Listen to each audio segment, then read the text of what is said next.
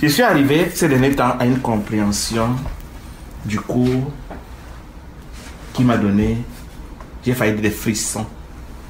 J'ai compris jusqu'où le chemin est long pour aboutir à ce que le cours veut nous enseigner. Le cours commence par « Seul Dieu est réel ». C'est trop fort. Ça veut dire que tout ce qui n'est pas Dieu doit être nié par moi. Ça ne doit pas me préoccuper. Si oui, dans le sens de me ramener à la vérité qui dit que seul Dieu est réel. Quand je vois ce qui n'est pas Dieu, comme le Saint-Esprit, je ne devrais pas le voir. Ou je le vois pour dire irréel. L'ego m'a amené à avoir d'autres critères d'évaluation de ce que je vois, que je dois nier et que je dois connaître pour les nier. Donc, je voudrais nous rappeler cette structure que nous avons apprise de l'ego qui nous rend le retour à l'unité difficile. Déjà. C'est ça. À savoir, c'est un petit piège que je ne suis pas sûr que nous comprenons toujours. Avant que nous ne commencions, j'en ai parlé avec Marie, avec Guylaine, et je vais revenir dessus pour nous tous. À savoir que le cours dit que seul Dieu est réel. Si nous prenons que seul Dieu est réel, il faut déjà savoir c'est quoi Dieu. Dieu, c'est l'unité. L'unité est Dieu. Je l'appelle aussi dans ma compréhension la lumière. La lumière, si on peut dire la lumière céleste, la lumière, c'est la vérité. Parce qu'on ne peut pas diviser la lumière. On peut aussi dire la pensée. Dieu, c'est aussi la pensée source. La pensée de l'unité. C'est ça Dieu. La pensée de l'unité. On ne peut pas la diviser. Ça veut dire que quand on dit unité, ça veut dire un. Indivisible. Donc tout ce qui est divisible n'est pas Dieu. Et une seule chose est indivisible dans l'univers, c'est le pur esprit, ou la lumière, ou la pensée de l'unité. Tout simplement. Le pur esprit, c'est aussi Dieu. Tout le reste que nous avons fabriqué n'est pas de Dieu, et c'est de l'illusion. Ça voudrait dire que ta fille, ta femme, c'est une illusion. Pourquoi on va si loin? Moi, mon corps est déjà une illusion. Pourquoi je commence mon enfant? Si ton corps est une illusion, toutes les autres sont une illusion. Dès l'instant où quelque chose est divisible ou divisé, selon la définition du cours, ça ne peut pas être réel. C'est une fabrication, une invention de mon mental, de mon esprit. L'amour, c'est l'unité. C'est ça. Donc là, on dit que Dieu est amour. L'autre, c'est moi. L'amour est l'unité.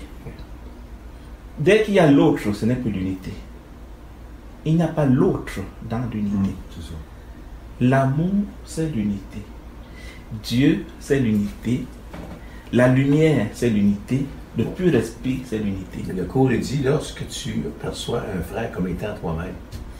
C'est des formulations progressives. Le cours commence dans un langage dualiste pour finir par l'unité parfaite. Nous sommes en train de parler ici d'un niveau de compréhension de cours terminal et non pas. Quand le cours dit que ce verre que je vois n'est pas réel, il n'y a pas de voix, même pas de verre. Il n'y a même pas de verre. Il n'y a pas de... Ça, c'est le niveau élémentaire du cours. Le but, le terminus du cours dit que Dieu seul est réel. Je voulais donc dire que si on peut regarder l'univers en 3 niveaux, comme j'ai fait dans la vidéo dernièrement avec les poissons, tu as un premier niveau qui est le niveau de Dieu, de l'unité. Tu as un second niveau qui est le niveau que j'appelle le subconscient. Et tu as un troisième niveau que j'appelle le niveau de la matière, le perceptible. Quand tu fonctionnes dans ce niveau-ci, tu es Dieu. Et tout ce que j'ai cité en haut là.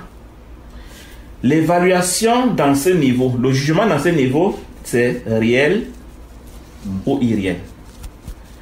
Donc, quand on fonctionne, la dimension du ciel, on ne parle pas de bien et de mal.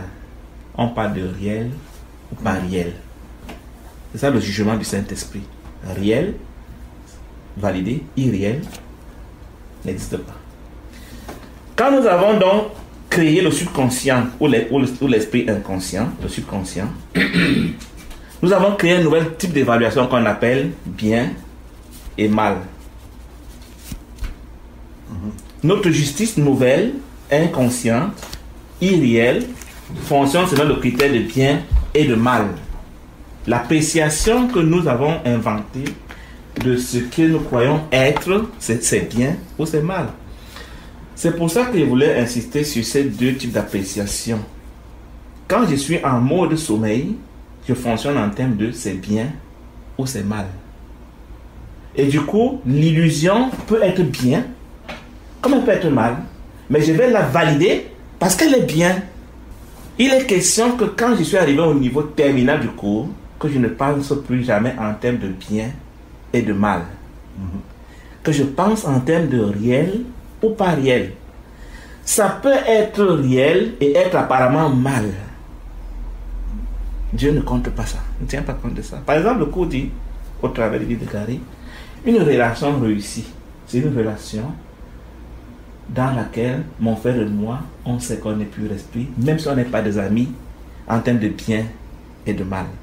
Donc, il est question que je reconditionne mon esprit inconscient pour qu'il ne tienne plus jamais compte du critère bien et mal pour attester de la valeur de quoi que ce soit. Mais plutôt de est-ce que c'est réel ou c'est pas réel. Et quand c'est réel, c'est l'unité. Quand c'est réel, ça contribue à retourner à l'unité. Quand c'est irréel, ça renforce la séparation. Ça crée le deux, la dualité. Donc, quand je vais apprécier si ma pensée est réelle, je dois me demander si c'est une pensée inclusive ou c'est une pensée qui divise. Quand je vais m'interroger si mon comportement peut être réel ou irréel, je dois m'interroger si ce comportement suscite l'inclusion ou encourage la séparation. Quand je pense avec Dieu, parce que c'est souvent des slogans qu'on les emploie, on ne cherche pas à savoir ce que ça veut dire. Quand je pense avec Dieu, je pense unité. En d'autres termes, quand je pense avec Dieu, de plus en plus, dans mon discours devait disparaître les termes moi, mon, ma, mes et je. Individuel. Aussi longtemps que je suis encore à voir moi, mon, ma, je ne suis pas en train de penser unité. Je suis en train de penser séparation. Je suis en train de penser cloisonnement. Tout ce que j'ai fait comme expérience peut m'enseigner deux choses. Soit l'unité, soit la séparation. Selon le système de pensée qui est le mien. Chacun de nous est venu avec un agenda concernant l'unité. Et on va y entrer d'une manière ou d'une autre. Il ne m'appartient pas de vouloir modifier l'agenda de l'autre, de l'un ou de l'autre. Je peux l'accompagner à sa demande. Parce que le Saint-Esprit peut m'utiliser pour l'accompagner, m'utiliser pour lui parler de la part du Saint-Esprit. Mais tu avais la pensée de, ça a été décidé à un autre niveau. Pour un but peut-être qui m'échappe, mais je laisse l'unité agir. Non, c'est toujours l'inclusion. L'inclusion. Donc, il est question que je regarde à ce qui semble se passer, parce qu'il ne se passe rien, comme un océan qui coule et sur lequel je n'ai aucune emprise, si ce n'est de le voir couler. Si je veux mettre un barrage avec un plaque ou une tôle pour arrêter l'océan, il serait ridicule. Il va couler. Il y a un niveau où je dis, j'observe et je regarde. S'il faut enlever un petit truc que je suis appelé à enlever, j'enlève sans la prétention de changer le cours de l'océan. Parce que je n'ai pas cette puissance. Bref, le propos, c'est que chaque fois que je suis face à une difficulté, une situation, que je l'apprécie en termes de réel ou pas réel, unité ou séparation, et non plus en termes de échec ou succès, bon ou mal, fort ou faible, glorieux ou ridicule, et que sais-je encore. Il pourra arriver à un homme spirituel ayant étudié le cours avancé illuminé d'avoir un cancer. C'est pas pour autant qu'il n'est pas dans le réel. Parce que le corps appartient au domaine du bien et du mal. Or, l'homme spirituel fonctionne au niveau du réel et de l'irréel. Voici où le bien et le mal sont commandés ici, dans le subconscient, pour se manifester dans la matière. Si je fonctionne au niveau d'ici, le bien et le mal ne me concernent plus jamais. C'est un paradigme que nous devons adopter, changer radicalement notre subconscient quant à comment j'évalue ce que je crois voir. Est-ce que j'apprécie ça en termes de bien et de mal ou en termes de réel ou d'irréel? Jésus, par exemple, aimait tout le monde pareil. Quand on dit qu'il avait les 12 disciples, ça ne veut pas dire qu'il les aimait plus que les autres. C'est-à-dire que nous devons arriver à un niveau où, quand j'ai la passion pour un être qui me semble être proche, je me demande si j'aurai la même passion pour l'inconnu et le voisin. Si c'est la question, c'est non. Je dois réviser ma passion par rapport à la situation. Il est question que nous dépassionnions ce que nous semblons être notre malheur. On le gère avec paix. On laisse passer ce qu'on ne peut pas retenir. Parce que ça a été prévu certainement à une dimension qui nous échappe. Ça, c'est ma recommandation. Maintenant, quand mon prochain semble souffrir et que je suis impuissant devant la situation, est-ce que je perds mon sommeil? Ça l'aide-t-il que je perde mon sommeil? Ou alors, je vais vous dire ça, comment est-ce que les maîtres de Gary lui disent. Les maîtres de Gary lui disent dans son livre, guérir mon prochain, ce sera toujours penser qu'il est pur esprit. C'est-à-dire, ce ne sera jamais me préoccuper de son corps. Ne demande jamais à Dieu de guérir le corps, mais ramène la personne en pensée à la dimension céleste. Tel que même si dans le corps la personne souffre, à la dimension céleste, elle sera épanouie. Ah oui. Donc, la dimension du corps, quand je lutte dans la dimension du bien et du mal, non seulement je suis en train de rendre réelle l'illusion, mais ça me fait en plus souffrir. Alors que quand je peux avoir un des miens qui est couché à l'article de la mort dans le lit, ce que j'ai, c'est une forte compassion du genre, Seigneur, qu'il se souvienne de qui il est, pur esprit. Parce que c'est le coma, il n'y a plus aucun moyen, ça peut arriver.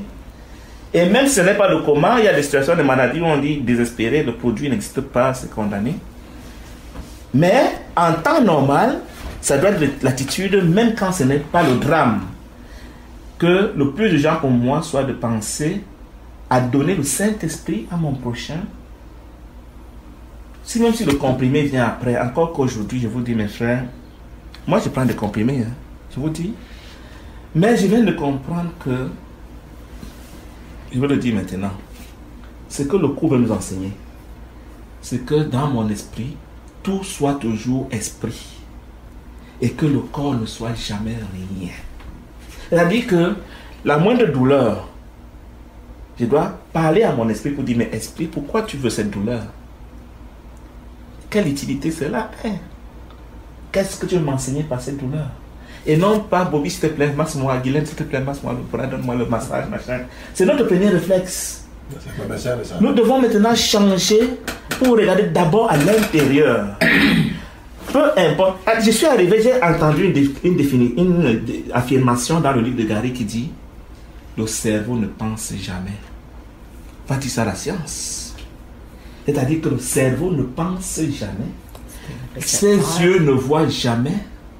Ses oreilles n'entendent jamais. Ce corps est un morceau de bois. C'est trop violent.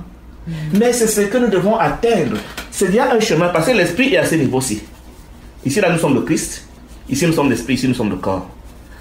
Nous devons cesser de penser dimension corps pour penser d'abord dimension esprit afin qu'un jour je puisse penser dimension Christ. Il est question qu'il me fasse violence pour que, inconsciemment, comme je connais que mon nom c'est Guy, tu me regardes d'abord quelle heure, je sais que mon nom c'est Guy, que quelle que soit la situation dans laquelle je me trouve, je dis, oh, l'esprit a encore fabriqué son cinéma. Et c'est à lui que je parle, et non pas au corps. Je vous dis que je n'en suis pas là. Je viens de le comprendre il y a 3 jours, spirituellement, parce que les choses qu'on entend souvent, mais ça n'entre pas dans l'esprit. Parce que l'esprit rejette, l'ego débouche des oreilles. Mais mon esprit a entendu ça, j'ai eu des frissons. Tu dois devenir esprit. L'esprit est la source de tout.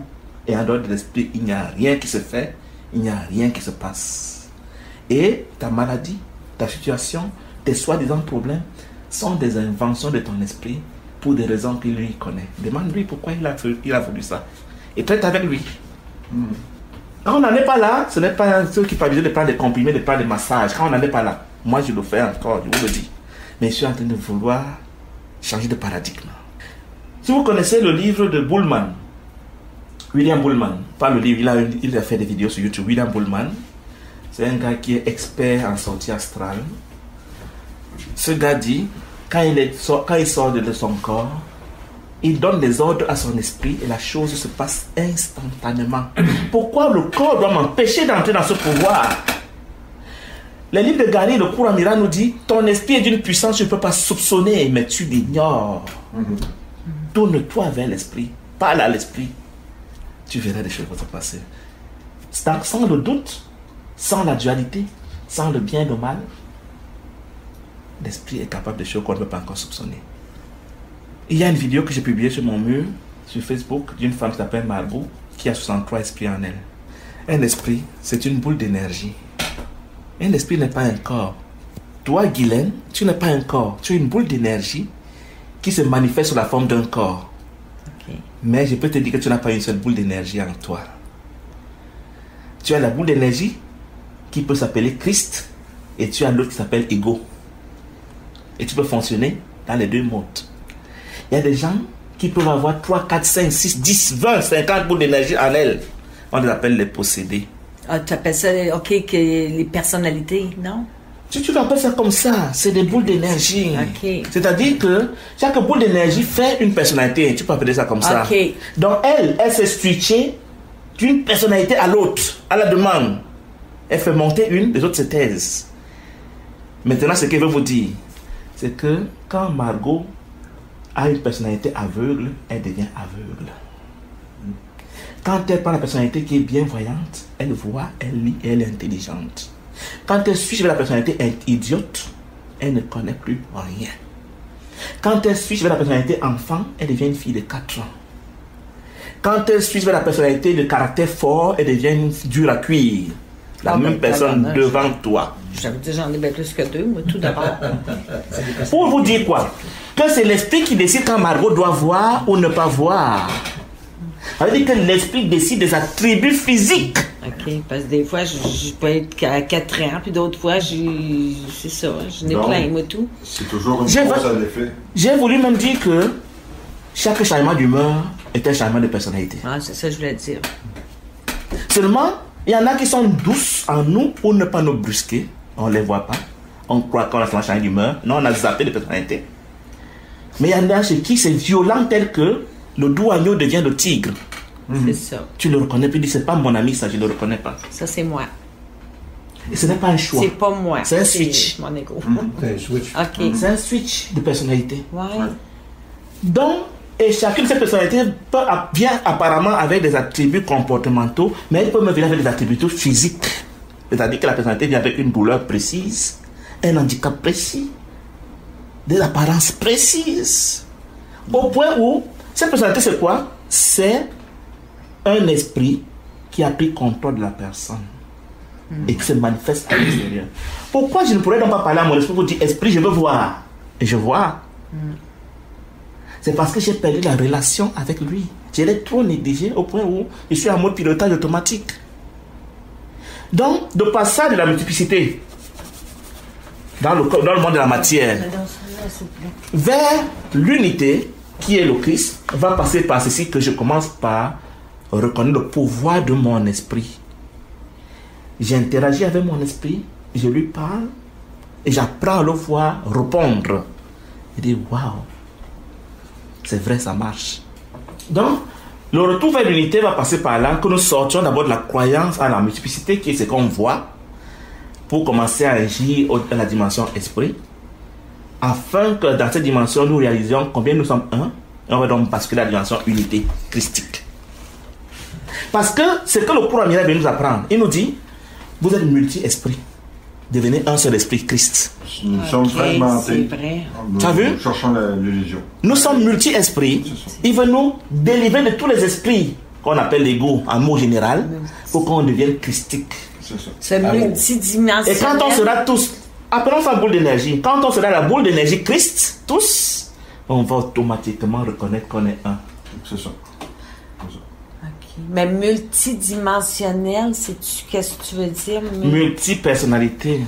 OK. C'est la même chose? Tu sais, je vous avais dit dernièrement, tu étais ici, Guylaine, que notre univers illusoire est fait d'étages. Oui, ça c'est. Et dans chaque étage, on a plusieurs occurrences de Guylaine. Oui, j'ai toujours été. C'est ça qui s'appelle multidimensionnel. C'est du cinéma, c'est des inventions. Tout ça doit être disparaître pour qu'on ne soit que christique. Veux-tu dire que c'est moi qui t'ai inventé? Cette histoire d'invention, Bobby, il faut que j'explique ça. Parce que je crois que les gens en font un mystère. Voilà ce qui se passe, Bobby. La dimension subconsciente est comme un océan. Ok? Dans cet océan, tous nos rêves de toute l'humanité, depuis le commencement jusqu'à la fin, sont dedans d'une manière désordonnée. Ce n'est pas classé. Quand je viens me manifester dans un corps, je coupe une section, c'est comme un film infini. Je coupe une section du film et il m'en va jouer Bobby sur la terre. Et dans cette section, il dit, dans ma section que j'ai coupée, il y aura interférence avec le film de Guy. Que Guy a coupé, interférence avec le film, la section que Guylaine a coupée. Tu vois? Donc chacun de nous a coupé sa section du film à venir visionner. Nous sommes là pour visionner le film qu'on a choisi. Notre seul pouvoir sur ce film, c'est de faire des choix. C'est-à-dire que le personnage Bobby, que Bobby est assis dans le subconscient, il pilote le personnage Bobby dans la matière. Tout ce que le subconscient a à faire avec Bobby, c'est de dire à Bobby, à gauche, à droite, va chez Guy, va chez Guylaine, épouse Guylaine, est l'enfant, préoccupe, machin. Mais c'est Bobby qui décide de tout ça au niveau de l'esprit. C'est ça que je suis en train de nous dire. Donc, quand on dit c'est moi qui t'ai inventé, on a en train de dire c'est moi qui ai projeté le film, c'est tout. Ce n'est pas que tu as fabriqué forcément Guy. C'est-à-dire que la section du film que tu as choisi interfère avec ma section du film et on se retrouve donc dans l'occasion où il y a croisement de ces sections. Tout simplement. Ça ne me donne pas une gloire d'être un inventeur spécial. L'histoire de tout l'univers est dans l'océan qu'on appelle le subconscient collectif. Quand je viens m'incarner, je ne viens même pas m'incarner, je suis toujours dans le subconscient, dans l'illusion, mais je prends simplement une section du film et dis, voilà la section que j'aimerais visionner. Oh, dans cette section, l'acteur principal va s'appeler Bobby, il va jouer à être lui. Il va, dans son histoire, rencontrer une autre personne qui s'appelle Guylaine, qui a aussi coupé une section de son film. Et les deux vont faire une vie, machin, Mais ce n'est pas dire que je suis particulièrement méritant pour dire que j'ai inventé quoi que ce soit. J'ai choisi cette section pour la visionner. Et j'ai choisi un personnage principal qui s'appelle Bobby. Et dans ma section de film, il y aura tout ce que je rencontre comme expérience.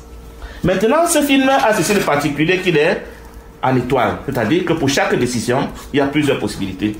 Tout ce que Bobby étant ainsi fait, c'est de choisir à chaque changement quelle est la branche que son personnage va choisir. C'est tout. Ce cas que le courant qui dit l'autre c'est toi, ben c'est sûr, on est dans l'unité, on est un dans l'unité. Exact. Mais ici maintenant, on est séparés dans le subconscient. Chacun choisit son film et vient le projeter et croiser les films des autres. C'est ça. Et le film ne consiste qu'à une seule chose.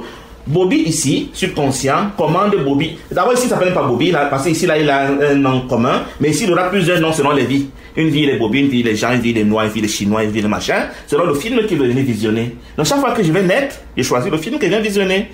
Avec des acteurs qui sont déjà prévus dedans, parce que leur film croise le mien, on va se croiser. Cette rencontre était prévue. Le film est tourné d'avance. Tout est déjà statique, rien ne bouge. Tout ce que tu fais quand tu descends, c'est prendre ta bobine et la mettre dans le projecteur que tu appelles ton esprit conscient, tu dis déroule-toi. Elle se met tout de mal à visionner et les scènes passent. Et tu décides. Tu dis va à gauche, tu vas à gauche, va à droite et ainsi de suite. Le film est déjà tourné. Il est déjà fini, terminé. Nous sommes au ciel, nous on est ici. Ce qu'on fait là, on est en train de rêver. Donc le cours veut nous dire arrêtez de croire à ça, c'est déjà terminé, retournez à ça là. Mais il nous dit ce qui nous empêche de rentrer à ça. Et ce que nous faisons, c'est l'esclavage. C'est comme si le mythe de Sisyphe, monter un rocher qui tombe toujours, c'est voir des films et de voir et voir et voir. Comme un enfant qui est drogué de télévision, de cinéma. Les parents l'appellent, ils donnent à la PS4 du matin au soir, c'est ce que nous sommes. Et de cet esprit veut donc nous délivrer de cette drogue de la PS4 sans arrêt. Et chaque vie, c'est un nouveau film qu'il vient visionner tout simplement. Jésus est venu visionner des films. Et il en a visionné plusieurs. Ça ne veut pas dire qu'il a projeté sa crucifixion comme s'il a dit je veux absolument voir. Non, la section du film qu'il avait choisi avait l'élément crucifixion. Quand j'ai choisi mon film, la section qu'il veut venir voir, j'ai évalué des avantages et des inconvénients. Je connais les avantages et les inconvénients. Jésus a vu que la crucifixion avait une grande récompense. Le défi c'est quoi? C'est que quand j'ai dit je m'en vais sur la terre, j'ai choisi une section de films où j'aurai un enfant qui est alcoolique ou drogué. Je me prépare là-bas à dire, mais je vais lui pardonner. Ça, c'est la décision courageuse que je prends là-bas auprès de mes frères. Mais arrivé ici, quand la scène se présente, je dis, je n'ai pas voulu cette scène. C'est pas tel que... Pourtant, je l'avais choisi. J'avais coupé la section du film pour venir la visionner. Et je vois le courageux qui va voir un film d'horreur sans avoir peur, sans se mettre en colère, sans être passionné. Mais arrivé ici, quand le film passe, mon appel est à voir le film avec paix et à choisir, à prendre des options. Point. Quand j'y mets des émotions, j'ai oublié que je l'ai choisi. Je veux le changer. Tu deviens l'acteur au lieu du spectateur. Tu as tout compris, Paul. En réalité, l'appel, c'est d'être spectateur du film. Nous sommes des spectateurs. Oui, non l'acteur. En fait, je ne suis pas spectateur en tant que tel parce que je pilote quand même mon personnage. Mais c'est le mien que je pilote, pas le pilotage des autres.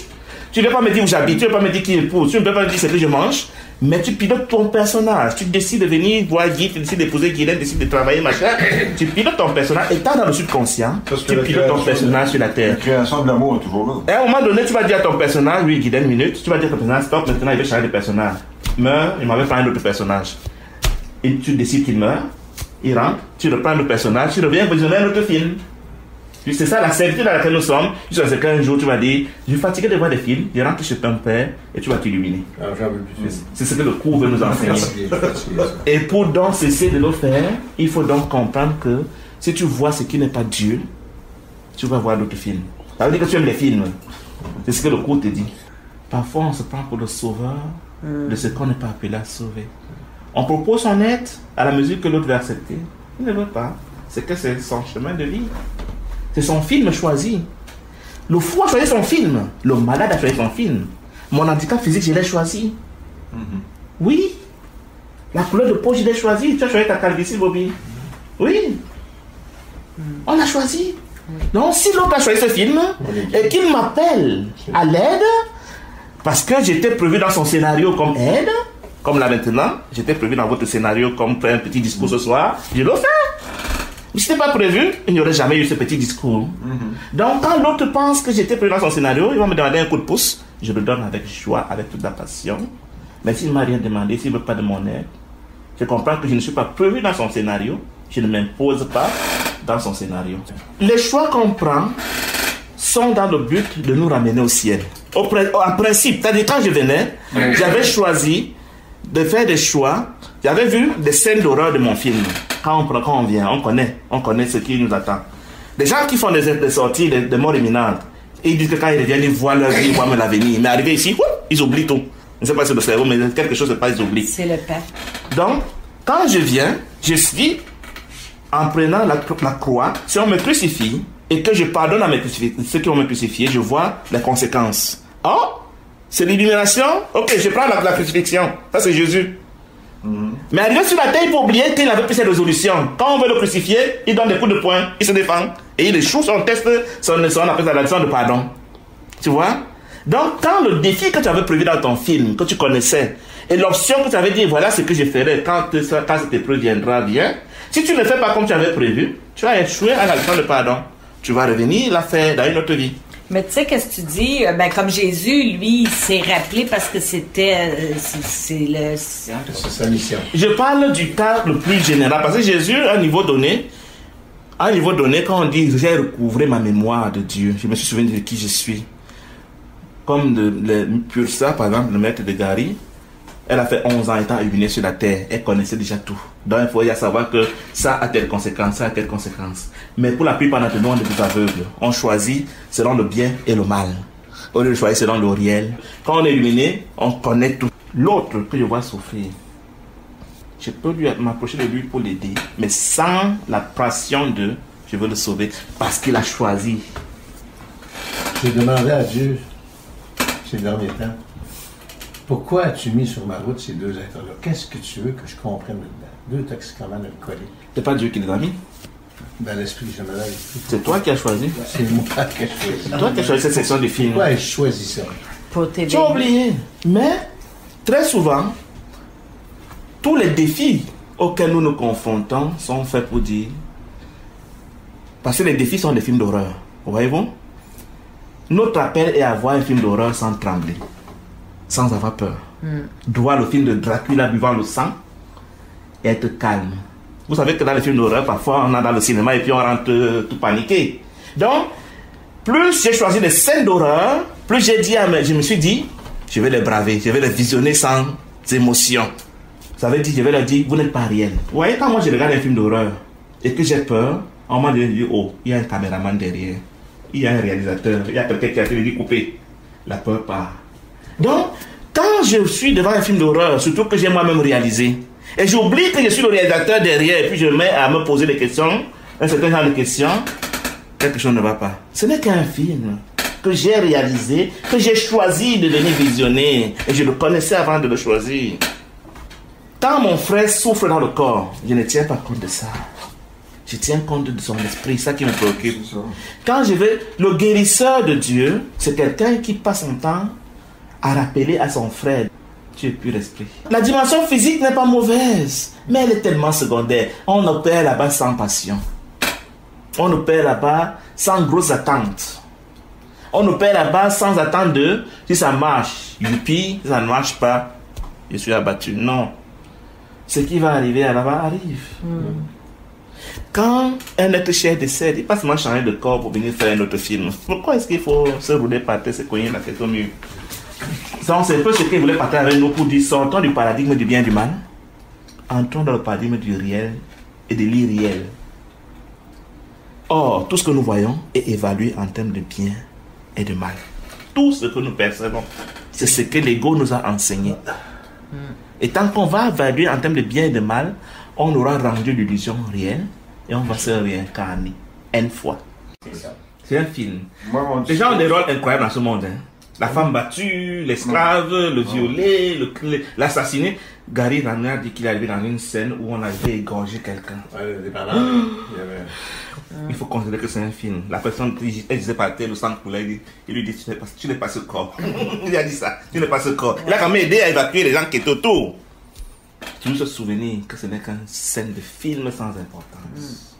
Ce qui est important, c'est l'aider à ne pas revenir en lui rappelant qu'il est plus respect. Le but du cours, c'est... moi, là, c'est... Ça va paraître insensible, hein, mais ce n'est pas insensible. Parce que quand je lui donne la bénédiction supérieure, pur esprit, ça dépasse les comprimés, les massages. Je vous dis, la femme de Michel Delpech, aujourd'hui, elle fait des expériences du genre double apparition. C'est-à-dire qu'elle est ici, on la voit ailleurs. L'autre va parler à celle qui est là-bas, elle est ici. C'est pas important. Ça nous retient dans le passé. Il y a une leçon encore que le cours nous enseigne. Le cours dit, rester dans le passé, comment il dit ça? C'est se condamner à se réincarner. Chaque seconde passée doit être passée. Parce que le passé est la cassette de la culpabilité et des souvenirs enténébrés. Nous ne devons pas tenir compte du passé dans notre quotidien. Donc quand on s'accroche sur quelqu'un qui était parti, machin, on vit le passé. On peut-tu s'éveiller l'autre bord comme il faut-tu absolument qu'il revienne? Est-ce qu'il lui a demandé qu'il peut s'éveiller l'autre bord? Non. Non? Non. Faut qu'il vienne ici pour s'éveiller. Ben, faut qu'il vienne ici. Il s'agit de quoi? Il s'agit de ce que, si on veut parler un langage humain, oui. Qu'est-ce qui m'empêche de m'éveiller? Je veux parler un langage humain, pas un langage spirituel. Les croyances? C'est les conflits avec mes frères. Je parle un langage humain. C'est des conflits avec mes frères. J'ai eu un conflit avec Bobby qui n'a pas été réglé. Je dois le retrouver sur la terre pour régler ce conflit sur la terre parce que chaque problème se résout à la dimension où il a été posé. C'est ça qui nous fait revenir. Et si Bobby n'est pas encore revenu, Bobby a prévu de revenir dans 200 ans. Et moi je vais revenir dans 100 ans, je ne pourrai pas le rencontrer. Donc il faudra encore attendre que les paramètres fassent que lui et moi on choisisse les bobines de film ou nos personnages qui ne seront plus Bobby, ça va s'appeler Marie, mais moi je peux m'appeler André, je ne sais pas moi quoi, vont se retrouver pour que le conflit soit réglé. C'est pour ça qu'on ne parvient pas à s'éveiller. Nous traînons, le cours dit que le Saint-Esprit guérit la culpabilité concernant le passé et le futur. Ce n'est pas seulement les conflits du passé, c'est aussi ceux du futur qu'il faut guérir. Parce que toute l'histoire est déjà jouée, elle est déjà terminée. Le conflit a déjà eu lieu pendant le tournage à Hollywood. Oui, mais comme tu disais tantôt, si on n'a pas d'émotion, tu regardes ta fille, tu n'as pas d'émotion, tu n'as pas de passion. Ça, c'est elle. Mais c'est pas sur les 10 000 vies d'avant. Ouais, mais c'est ça, mais si tu fais... Avec elle, tu as réglé, peut-être. Ce n'est peut-être qu'un cas. Tu vois, mais tu n'as pas réglé 10 000 vies d'avant. C'est de ça qu'il s'agit. Parce que là, ça serait à l'infini, on reviendrait tout le temps. C'est pour ça que le cours dit que tu peux pardonner la même chose apparemment plusieurs fois. C'est-à-dire que tu crois que c'est la même personne que tu pardonnes ou la même chose. Non. Ce n'est que les manifestations d'un autre dossier qui est remonté. Le Saint-Esprit dit, regardez dedans. Regardez dedans veut dire, le Saint-Esprit va prendre le dossier dans ton subconscient. Il dit, tu as telle situation à régler. Tu avais eu dans une vie une fille qui était ceci et tu l'avais traitée comme cela. Est-ce que tu peux corriger ça maintenant? Je te la renvoie. Ouf. Tu dis, non, je ne suis pas prêt. Renvoie-moi ça à la cave, aux archives. Ce sera pour une autre vie. Il dit, ok, j'ai compris. Mais quand tu dis, ok, si c'est dans cette vie-là, je n'avais pas pardonné, maintenant je pardonne. Et d'accord, tu n'auras plus ce cas à gérer prochainement. C'est ça qu'il s'agit. Donc, il n'y a pas que les cas passés, il y a aussi les cas futurs. Et tu pourras avoir l'impression, par exemple, de prendre le cas d'un couple. Tu as l'impression que ton conjoint te fait les mêmes provocations chaque fois. Chaque provocation ne correspond pas à toi. Ça correspond à une énième personne dans l'historique que tu représentes seulement pour lui donner l'occasion de pardonner. On peut pardonner la même chose plusieurs fois, apparemment, mais ce n'est pas la même personne, ce n'est pas la même chose. C'est des occurrences différentes manifestées seulement par la personne qui est devant nous. Pour que tu pardonnes la scène, la pensée et non pas la personne. Pas la personne. Pas la personne, la pensée, c'est la pensée. La personne n'existe pas. Jusqu'à ce que ça coule sur le dos de l'eau de canard. Jusqu'à ce que tu as tout dit. Tu as tout dit. Jusqu'à ce que tu dises à l'ego, ce n'est pas rien, ça ne mérite pas de me mettre en colère. C'est ça qu'il s'agit. Ça ne mérite pas de m'émouvoir. Tu n'as rien fait, ego. Parce que l'ego veut ce que tu dises, ego, tu es très fort. Tu m'as ébranlé, tu m'as fait souffrir. Il dit, ouais, je t'ai dit que je suis un Dieu. Mais quand tu lui dis, il n'y a rien. Cours en miracle, et c'est un livre qui est venu nous dire quelques astuces de l'ego pour nous faire nous réincarner. Entre autres, vivre dans le passé. Entre autres, croire que le corps a la moindre intelligence. Entre autres, je ne sais pas, il y a plein que nous connaissons. Dans tout le cours, quand tu le lis, tu peux faire le répertoire des pièges par lesquels l'ego nous impose la réincarnation parce qu'on a validé que l'ego est réel, alors on doit revenir voir des films. C'est un esclavage, voir ces films-là. Des films d'horreur. Mais qu'on doit voir avec courage et dire, ce n'est pas réel. Je n'ai plus envie de voir ces films, ils ne m'impressionnent pas, rien ne se passe. Mais c'est quand tu as la passion, quand on dit, allez, il y a un prochain film à voir. Tu es passionné, tu aimes ça. Quand on arrive à l'amour, là, c'est-à-dire que quand je vois Guylaine, sans faire semblant, je me vois. C'est-à-dire que ces souffrances, entre guillemets, sont les miennes, elles, c'est moi, je ne sais plus. C'est un défi venant. C'est-à-dire que ce mot amour, il faut l'utiliser avec parcimonie. À mon humble avis, hein. Okay. C'est l'unité parfaite. L'unité parfaite. Si je n'y suis pas là, et que je me manque que j'y suis, comme on a fait avec la religion, je ne me fais pas du bien à moi-même. Je dois désirer devenir amour. Et quand on devient amour, il faut être Christ. Parce que Christ est notre soi commun au ciel, que nous devons devenir pour devenir amour. Tant qu'on n'est pas Christ, on n'est pas amour. On est toujours moi et l'autre. Moi là, l'autre là, c'est le monde entier. Ce n'est pas mes 2-3 amis de la maison. Non, c'est pas de ça qu'il s'agit. C'est l'Africain qui a faim sur le mendiant au bord de la rue de la pharmacie, les gens coutus, ces machins. Le monde entier, je suis un avec eux. Les gens qui ont les premiers de l'amour dit, j'étais en même temps Guylaine, j'étais le mur, j'étais machin, j'étais truc. Mais ils savent encore qu'il était. Mais quand on est amour, on ne sait même plus que j'étais, on dit je suis. Je suis Guylaine, je suis Bobby, je suis... C'est un niveau d'unité incroyable. Qu'on ne peut même pas décrire avec des mots. En fait, je suis, il n'y a aucun temps non plus. Je suis, point. Dès que je suis quelque chose, c'est bien la dualité.